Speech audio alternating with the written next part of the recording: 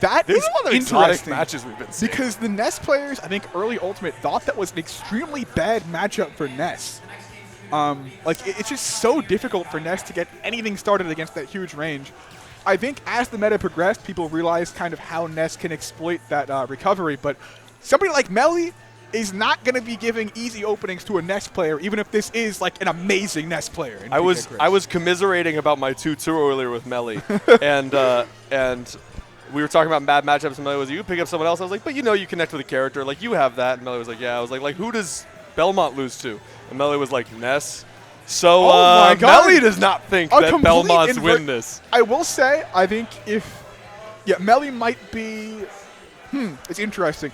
Maybe if you surveyed all the dentists, 9 out of 10 dentists agree that Meli's the 10th dentist. Meli might not believe in Colgate toothpaste. I'm just saying what I've heard from a lot of Ness players and from a lot of Belmont players. But of course, Meli also has such a kind of unique flair to this character. Every playstyle is so different in Ultimate. I think that's kind of the beauty of this game, that sometimes the way you play might completely change how a matchup is played. You know what I mean? I remember as a Steve player, I know Steve, bad matchups, blah, blah. But I remember for the longest time, I thought Steve Sephiroth was, absolutely terrible. Like, you cannot beat Sephiroth. But watching Steve players kind of use, like, vertical space better and, like, start to, play more vertically and just a whole different way of playing I didn't even consider. I'm like, oh, my God. Like, maybe he doesn't do that bad. Maybe I'm just not seeing the vision, But also, like, it's that old classic joke. 2 top players walk into a set and they both think they lose it. Yeah, exactly. It's just there's always going to be cope. I'm actually very interested in seeing how this goes. We're going to see a ton. I mean, Meli has so many of those physical projectiles that Magnet does not deal with well. I do believe it will clank, though, funnily enough. Yeah, with the right timing or just the whole thing? I think the start of down B is going to clank with, like, side B. But, yeah, no, definitely. The whip being transcendent, like, that's scary. Oh, and you got hit. Yep.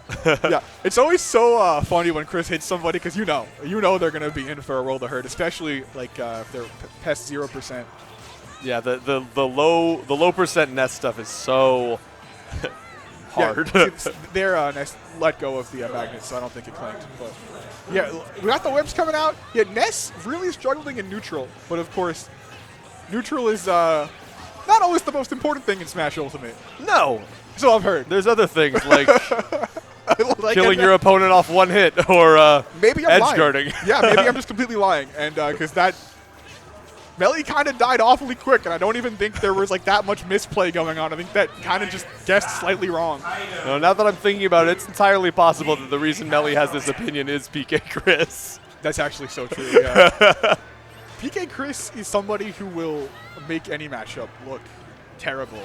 But Meli's I honestly think it's a testament to the fact that very few Ness players do it like Chris, Same thing for Meli with Belmont, but Chris just has this style with Ness, like, it's just ridiculous, right? Like, the combos to be advantage, it's crazy. Oh, yeah, we're seeing, oh my gosh. Yeah, PkChris and Meli, a lot of the times the people in region will hear people talk about Ness, hear people talk about Belmont out of region, and they'll be like, you don't know about my Ness main. You don't know about my Belmont main. They don't know how much Meli and PkChris have hurt us all. Yeah. Like, they have done so much unspeakable things to me and my family. No one is safe. So, honestly, it's kind of fun to see these two, like, sort of less common character titans just go to bat right now. Uh-oh, you're in a tech chase. That's it? Oh, wow, great SDI, I think. Yeah. I don't know if... Well, yeah, the looping hitboxes have, like, huge SDI multipliers, but I know that it doesn't always connect. But the Ness players are so good at catching on. What? Actually, what a good option from both players. Good on Meli for recognizing the situation and just jumping. I'm beginning to think that maybe Meli has played this matchup before. Yeah, no kidding. Perhaps. Nearly. The right idea with that aerial, but... Wow. Oh, I've never seen that in my life. I was about to say the same thing. I've never seen that. Huh. That's a little bit of sauce. That is a bit of sauce. From the Belmont main. Okay. Okay. Yeah, PkChris with a solid lead, which is not something you really want as a Belmont player, because I feel like you're going to get more percent on. Like, you really don't want to have a stock deficit. I mean, obviously at any time, but especially if you're like a neutral character, like, you don't want to be behind like that. because you're supposed to have a lead the whole game and then get BS'd, you know? Though I will say for Belmont's in particular, or maybe just for Meli's playstyle, the way his projectiles kind of come in on you and then he'll follow with advancing, like, I don't think his game plan changes a massive amount when he's ahead or behind. Yeah. Like sure, it's nice to have stuff on the mental stack when your opponent's like, oh god, I have to take back a lead, and then they have to think about all these things. Oh my god. Yeah, wow. But Meli's going to kind of play that ledge trapping game Monday, Tuesday, Wednesday, Thursday, Friday. That's a good point, right? Like, I mean, there's definitely the risk reward of getting knocked off stage, but when you're in the corner, like, as Belmont, they still have to respect the whip, right? Yeah. So, for sure, like, there's always so much you can do. But it is just a question of reward. Now, Meli was able to get that ledge trap. Really nice. Oh my god, what was that? Oh, I said go to bat earlier. I didn't mean literally. But I guess so. The worst part is that I don't even think that was unintentional. Like, knowing No, Chris, I think it was a read. Yeah, I think he probably just did that. Though this lead is down to about 30% now. Oh my god. Ooh, yeah. But now you're in the corner against Belmont, and 86%, you know, you get hit with the tip at a bad position, and you could die. And Ness, you know, both these characters, if you hit them at the right time off stage, they're in it for a bad time. Right, oh no, that's it. Damn. Yeah. Yeah. But I think what Ness has critically is active frames. You know, Yeah. I think aside from the Holy Water, Belmont really doesn't have a lot of moves that stay active for a long time. And Ness is a character that can mix up the timing so slightly, you know. That I think having that long-lasting hitbox potential is so good. And yeah, look at that. And Wow. these multi-hits that just go absolutely insane. Yeah, so Meli works around that fact that, like, Belmonts don't have a ton of active frames by throwing out a bunch of small active frames at once, right? You'll see him proactively throw out cross so that you're worried about it on the way back and stuff.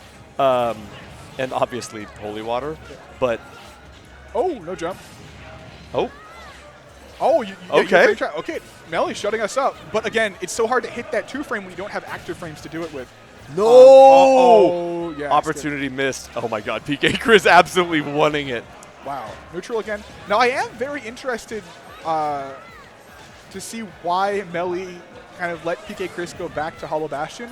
I feel like Chris was navigating so carefully around that center platform. Oh, you could be dead. Barely making it back. But yeah, Ness has such good magnet movement around the Smash Bros. Hollow Bastion platforms, right? And Chris is so willing to do it. Such a movement-based player. If I had to guess, it was probably the lesser of some evils. Oh. my god. That's not great. That was like such like a direct following of Belmont's trajectory, right? Yeah, just absolutely scoped out. Oh, trying to read the roll in. Meli does do a lot of rolls in. Oh, that's it? Oh. Wow! Oh, yeah, huh? We take those, I guess. Yeah. I mean, I almost want to say that I understand why PkChris took that risk. Because if you have a lead, like, you could just end the game then and there. You know? No, why not go up a full stock with Yeah, like, with fresh stocks? If you're 3-1. Oh, dude, Oh my god. Sideways PK fire, that's frame perfect. Was that intentional? I could see it being intentional because this is Chris we're talking about.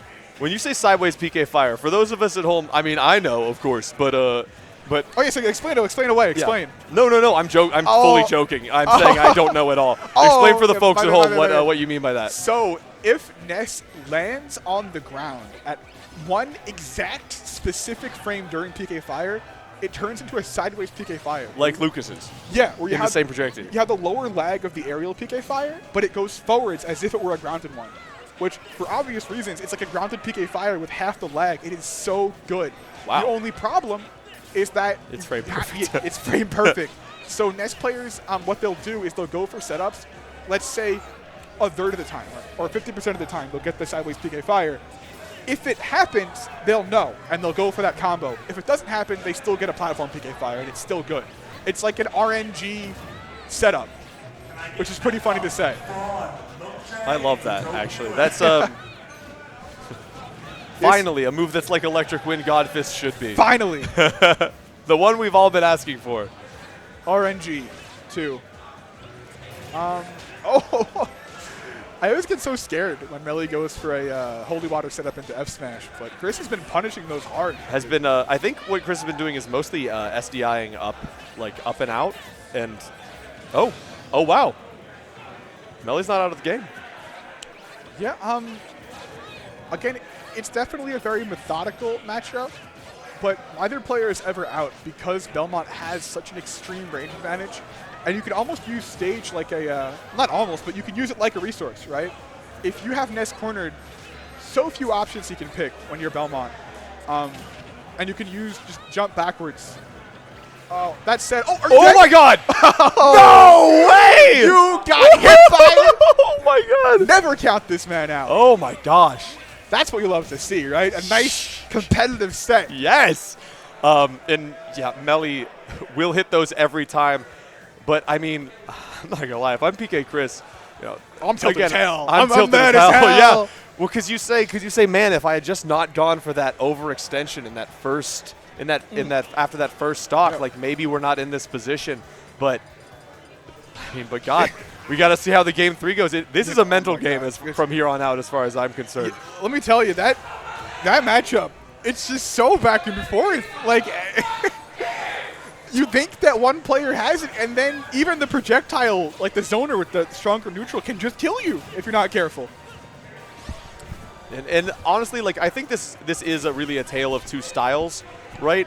Meli is so Meli's flowchart is so good, is so stuck in stone, and we've seen PkChris go for a lot of like some more risky stuff, some stuff that's a little flashier, some stuff that's a little like, I think you're in this position, like this feels good. Oh my God, here we go. Or another combo coming out. I do think that the mark of a Belmont player who really manages risk-reward well is that they won't go for the crazy stuff unless it's handed to them, right? Or they get it. Like, you can't just throw stuff out as Belmont. I mean, you can, but not stuff that kills, you know? What Meli does is has all the crazy combos in the pocket, but only goes for them on reaction to knowing they'll hit. And that's like a little subtlety that I think a lot of people miss with the character, and they end up making these misplays that lead them to get edge guarded so early, you know? Oh my God, yeah. I actually saw that down air come out, and I was like, is there another one about to happen? Yeah, me too. I was worried, but Chris is like, no, I got the bigger kick. Oh. That down air is big, though. That's a big circle. It's huge. You could die. Oh, that neutral air, I mean, just the question of what direction it sends in totally changed the entire game. Meli's in this position that Ness mains and Belmont mains both get at when they realize they're at the exact right spacing. See, where you're there it is. See, I had to say it. They got the clank with the down B, right? I got the matchup knowledge on lock. All right? Don't ever say I don't have the matchup knowledge. It does clank. Legendary tech developer YDude confirms to know about tech. We are here, everybody. I got the knowledge. But yeah, I mean, Magnet is such a good move because it lets you come in while also clanking with a lot of moves. Not against the whip necessarily, all the whip moves, but it really is good for that. And now, I mean, this is where it's hard, right? Belmont can kill so early, but at the same time, like, what do you do when they're at 170? Grab? Yeah, you just kind of hang out and hope something hits. There we go. That's not clanking. I'm going to tell you something. That axe, that is going to kill. No, that is not at the right space for that to happen. Kill. All right. Yeah, and again, I think we're pointing out, like, you know, Belmont doesn't have a lot of active frames, right? What we're seeing Meli do is go for the moves that do have active frames. Dash attacks, projectiles, especially the Holy Waters at ledge. We got the crowd. Nair. They are rooting for Meli. Meli got the gang out, you know, celebrating the 6 setups from Meli. But can you close it out? This is one of 2 times I have heard Fawn root for Meli, by the way. The squad. The squad. Is this it? Saved jump? No. PkChris is on it. And again, Meli has been playing so well, but if you make one mistake, you might be dead. That is the power of an edge-guarding character. It's also just one of the difficult things about having a character with so few recovery resources, right? Once your opponent figures out what you are doing to avoid them edge-guarding you, like it, once they get that one read, that stock can make the whole difference. It's kind of like a weird polarization, I think, with a lot of like tether recovery characters in this game, where tether recoveries will either be busted and their character can bear. Oh my God, we're even. Yeah, we're even. Okay. All right. But I was saying the recoveries either can be like so busted, like it's hard to edge guard this character with like Cloud sometimes. But if you play a character that can do it, it becomes almost hopeless off stage, you know? And if you're Meli, you gotta be so scared because last stock, one stray hit could spell the end of the game. The holy water bouncing off and hitting the platform into a setup? That was nice. That's like some John Numbers stuff. John Numbers is rubbing off on New York. Another. Again? Yep. Platform F smash? Explain it to me. Why would he do that? I don't know. You have to be looking for something wild there. If it hit though. What if it hit though? Yeah, No. You don't. Oh my God. Give it those to Chris. Yo, he tried to end it. He tried to say, "Oh, you killed me at 60 last game. I'm gonna end your whole stock. It's gonna be over. I'm Goodbye." gonna end this man's whole career. Oh no, down air. Oh, looked for it. Am I crazy, or is Chris actually just trying to murder Yeah, absolutely Meli? looking for sauce and looking to demoralize the hell out of Meli on the way there. We actually just saw like 3 like Twitter clip attempts. Like, all right, Chris. Oh, we got the holy water in our hands.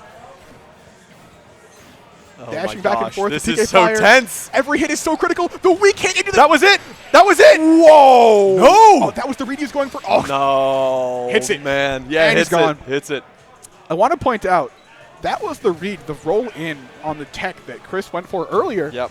Didn't happen. And then Chris kind of true to Chris's, like, I don't even know what to call it, like aggressive, angry play this set, going for the same exact read again that didn't work last time, only this time he killed for it. It's like the top player double bluff.